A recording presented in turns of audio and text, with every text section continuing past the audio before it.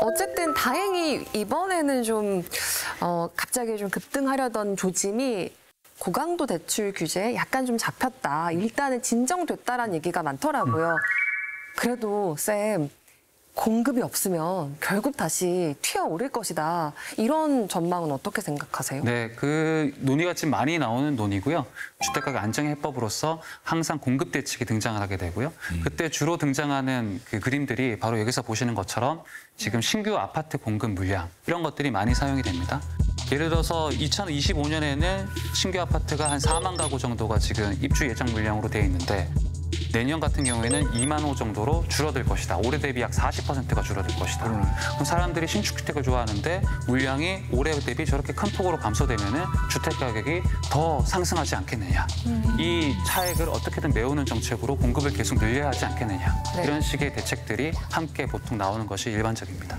사실 이 대출 세금 정책은 즉각적으로 바로 낼 수 있지만 공급 정책은 시간 문제잖아요. 좀 맞습니다. 오래 걸릴 거 아니에요? 맞습니다.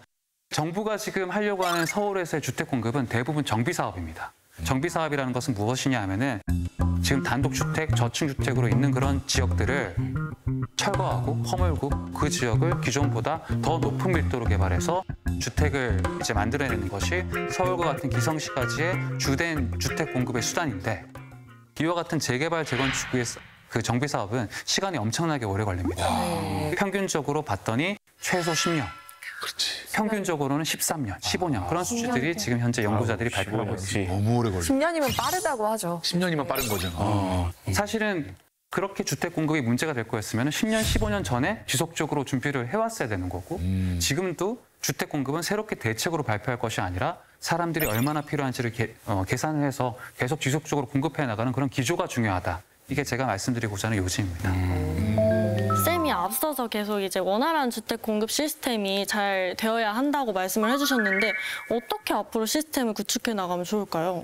네, 중요한 부분인데요. 지금 당장 국내에서 혹은 서울에서 나는 주거 불안에 있기 때문에 지금 당장 나한테 대책이 필요해. 그리고 그런 가구가 어느 지역에 얼마 정도가 있고 그 가구를 위해서 어떤 정도의 면적의 주택을 어떤 가격대로 공급하면 될까요? 그거는 슈카 씨가 잘 알 것 같습니다. 어려운 문제. 최대한 꾸준하게 많이 공급하면 되지 않을까요, 쌤? 얼마 정도에? 저렴하게? 그 말씀이 너무나 지금 맞는 게 너무 받아들이는 거 아니에요? 다 맞아요. 안 받아들여야 되나요? 그 정부가 지금 그렇게 딱 하고 있습니다. 정부가 시세보다 낮게 공급하면 된다라고 지금 정책들을 펼쳐나가고 있어요. 서울에 해당 면적이 거래되는 이 시세가 존재할 거 아닙니까? 그것의 90%, 80%, 70%로 공급하면은 사실은 문제가 없을 것이다. 근데 이 부분에서 질문들이 나오는 거죠. 과연 우리 서울에 있는 사회초년 가구들, 청년들이 주택을 안정적으로 구입하기 위해서는 어느 정도의 주택 가격으로 주택이 제공돼야 되는가 그런 판단을 해야 되는데 이에 대해서는 지금 정확한 데이터가 없는 상태로 지금 진행이 되고 있습니다. 쌤, 제가 알기로는 그 캘리포니아 실리콘밸리 그 지역 집값이 주택값이 너무 비싸니까 테슬라 같은 기업도 떠나고 또 사는 사람들도 떠나고 하니까 대책 내놔야겠다. 그래서 거기 지역들이 연합해가지고 좀 저렴한 살만한 주택값을 좀 책정하자 지금 뭔가 하고 있는데. 네, 맞습니다. 그 이른바 RHNA라고 해서 실리콘밸리 인근 지역의 지방 정부들이 서로 모여가지고서 앞으로 8년 동안 이 지역 내에서 저소득층 주택이 몇 채가 필요하고 중소득층, 고소득층이 몇 채가 필요할까. 그리고 그렇게 추정한 것들을 각 지자체들이 주택에 대해서 인허가를 할 때 그 비율만큼을 공급해라. 그걸 따르지 않을 경우에는 벌칙도 부여합니다. 쌤, 그런데 이 미국 같은 경우에 만약에 저 RHNA 저런 주택 수요 할당제를 만들어서 어떤 저소득도 이제 집을 살 수 있고 고소득자도 살 수 있는 이런 주거 지역을 만드는 건 정말 참 좋은 것 같은데 근데 만약에 그렇다가 이 저소득 근로자들의 이제 집들이 점점 늘어나잖아요. 그럼 청년들은 보통 글로 들어갈 테니까 오히려 지방에 있던 청년들이 더 그 지역으로 가는 유인을 줘서 지방은 청년들이 더 빠지고 서울은 청년들이 더 몰리는 그런 효과도 있지 않을까요? 네, 이게 서울의 주택 정책을 너무 잘해 놓으면은 그러면 서울로 사람들이 더 몰려들 것이 아니냐. 지방 가속 그거 사라지는 거 가속. 그래서 더욱더 수도권으로의 어떤 집중이 더 가속화될 테니까 서울 좀 살기 어렵게 만들자. 아니 어렵게 만들자는 건 아니고요. 너무 이거 해결하지 말자. 아, 차라리 해결하지 말자. 제가 그런 그래야지 뜻으로 얘기한 거는 수도권이 덜 몰릴 테니까. 아직까지 그런 얘기인가? 아니. 서울 살기 어렵게 만들자. 걱정이 돼서 지방 어디에 서울 올라 그래? 지금 지방에서 사람들이 철벽 치시는 건가요? 해명하세요. 무슨 뜻인지.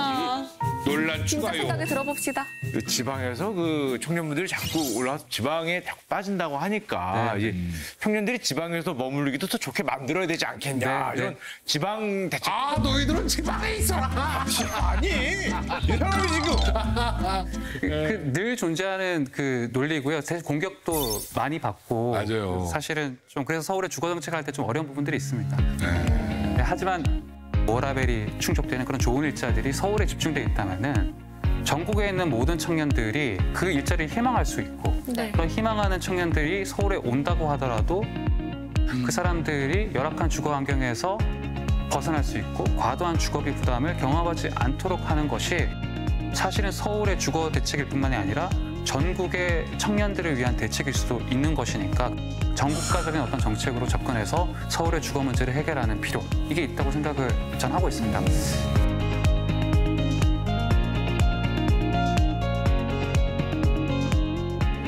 저도 그렇게 시작했긴 했지만 동두천에서 조그만 도시에서 해가지고 서울 올라와가지고 지하에 진짜 바퀴벌레 이만한 애들 지나가는데 320에서 여기서 시작했지만 희망은 있었어요. 나도 개그맨 열심히 해서 잘 되면 그래도 뭐 내 집 뭐 이런 거 언젠가는 뭐 다 되겠지 이런 희망이 있고 그런데 요즘 보면 이제 청년들이나 이제 동생들 얘기 들어보면 모르겠습니다. 이게 너무 집값 비싸서 저는 모르겠어요. 이렇게 하고 있으니까 뭐 나도 그랬으니까 너도 겪어라 이런 말을 쉽게 할 수 있지는 않을 것 같아요. 그러게. 맞아요. 네, 맞습니다. 그래서 이것을 해결하기 위한 방법들은 이런 집중을 분산하기 위한 그런 형태의 국가 발전에 대한 어떤 틀을 만드는 것이 중요한 거고요.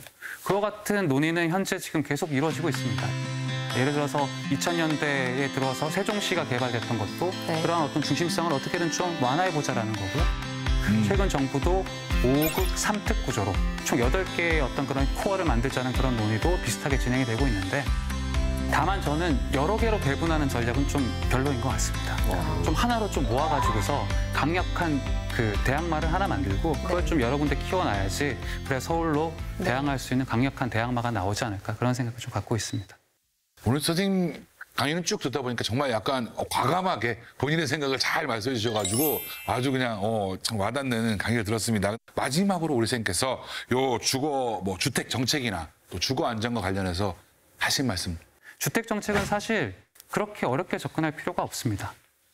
양질의 주택이 무엇인지, 어느 정도를 부담할 수 있는 건지, 어느 정도의 공급이 되면은 좋은 입지인지에 대해서는 다들 아이디어를 갖고 계시거든요. 근데 지금까지 주택 정책은 말씀드린 대로 이 핵심을 줬기보다는 가격을 어떻게 하면 안정시킬까에 과도하게 관심을 가져왔고요. 주택 가격 안정 물론 필요합니다. 그런데 주택 가격 안정을 위한 정책들이 가격을 안정시킨다는 보장이 없고요. 설령 가격이 안정되더라도 여러분들이 가지고 있는 자산과 소득을 통해서 부담 가능한 수준까지 내려올 것이라고 장담을 할 수 없습니다. 네. 그 상태에서 계속 가격만 쫓을 것이냐. 네. 지금이라도 수요자 중심의 데이터 기반의 보단 정교한 접근이 이루어져야 됩니다. 그래야만 그토록 원하던 주거 안정이 달성될 수 있으리라 생각합니다. 네.